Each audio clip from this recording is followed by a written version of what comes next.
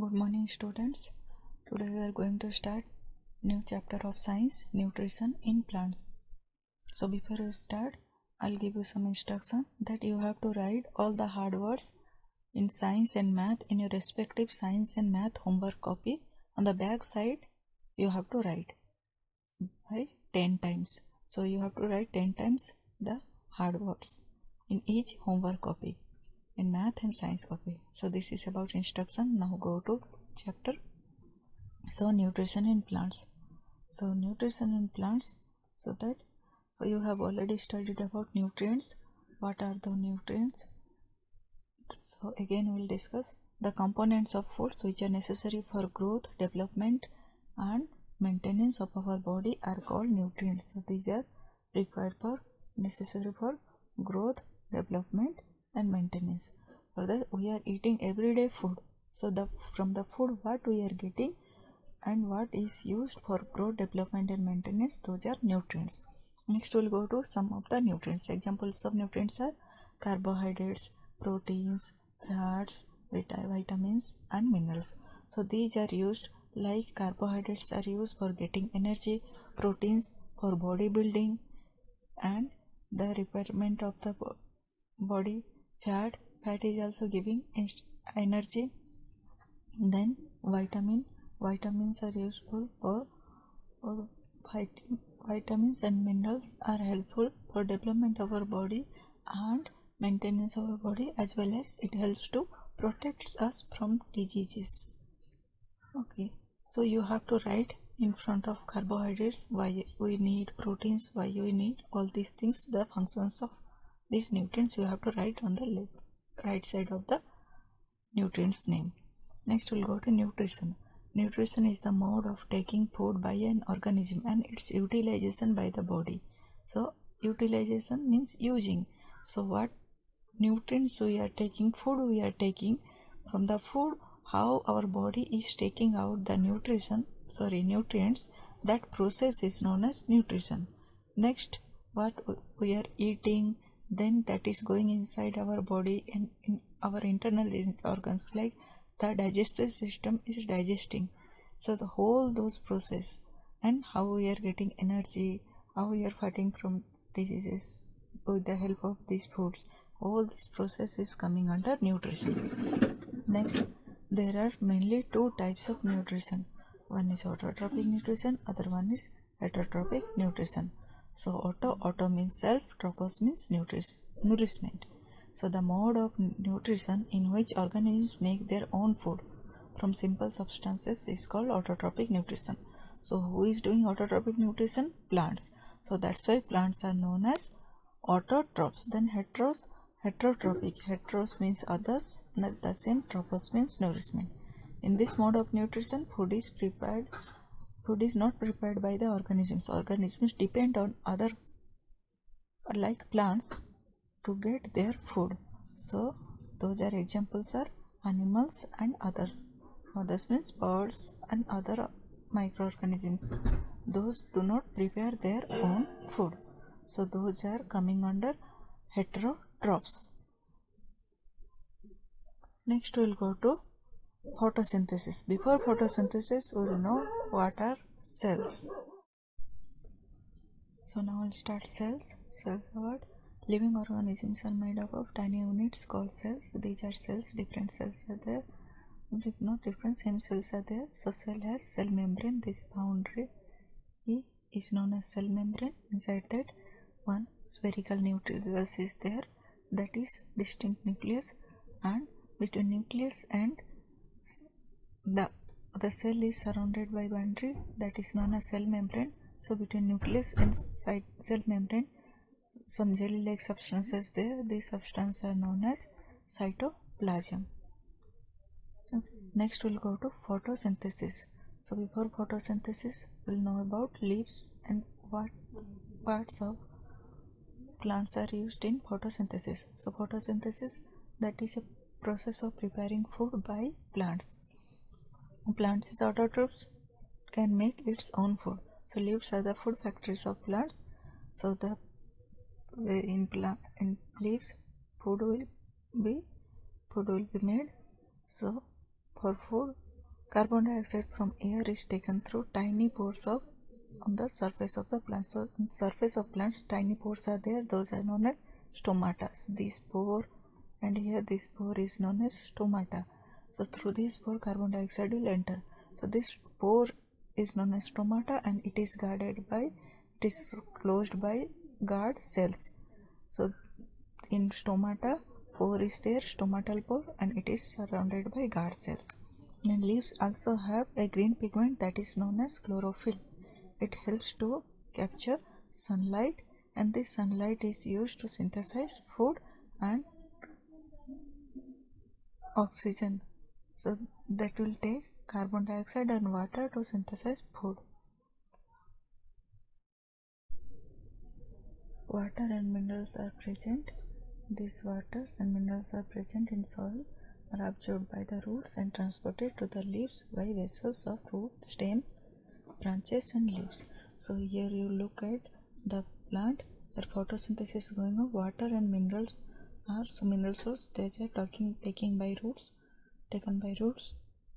from the soil. Carbon dioxide is taken from air to the leaves, and what it is giving, it is prepared. Sunlight is captured by the chlorophyll of the green leaves. Then it will produce during photosynthesis. What will happen? Chlorophyll containing leaves in the presence of sunlight use carbon dioxide and water to synthesize carbohydrates, and what it will do? It will release oxygen, the air. This oxygen is used by humans or other animals. The carbohydrate is again converted into starch. The starch is other form of carbohydrate. Next you see carbon dioxide plus water, and what you will find? You will find the light. In the presence of light, chlorophyll, glucose and oxygen will be produced. So these are the raw materials. This is condition and products. This is the summary of solar energy is captured by leaves and stored in plant in the form of food. The sun is the ultimate source of energy for all living organisms. So how we are telling sun is the ultimate source? Because from sun we are getting food. From sun plant is getting food. Plant is producing food, and from plant we are taking the food. We are depending directly, all the organisms, other heterotrophs are depending directly or indirectly upon the plant. So for food, and plant is preparing food from sun energy. So that's why sun is the ultimate source of energy. Next, why it is called photosynthesis? Because photo means light and synthesis to combine. So in presence of light, food will be synthesized in plants. Next, photosynthesis also takes place in green plants. Like you have seen small plants or small saplings, their whole part is green. Because in the whole part means their outside plants like stems, branches, leaves, all parts are green. So wherever green parts are there, their photosynthesis will occur. Next, we can see about desert plants. They have green stems, spine or scale-like leaves, but these spine or scale-like leaves, they do not help in photosynthesis. They will help in to reduce transpiration, they will reduce the loss of water, but photosynthesis will occur in desert plants in green stems. Good afternoon, students. Now we will go to part 2 of your science chapter, nutrition in plants. So here you are seeing synthesis of plant food other than carbohydrates. We have discussed that in photosynthesis plants are making carbohydrates. Then for carbohydrates plants need carbon, hydrogen and oxygen. Those they get from carbon dioxide, water, and these are utilized to form carbohydrates. But for making proteins and fats, plants need nitrogen in abundant nitrogen, which is abundant in atmosphere. But this atmospheric nitrogen cannot be directly used by plants. So for using this nitrogen, a soil bacteria is present, rhizobium, which helps to use this atmospheric nitrogen. This soil bacteria, ribosome, convert atmospheric nitrogen into soluble form, which is absorbed by plants. And also farmers use fertilizers and manures to give plants nutrients. From these fertilizers and manures also plants get nitrogen.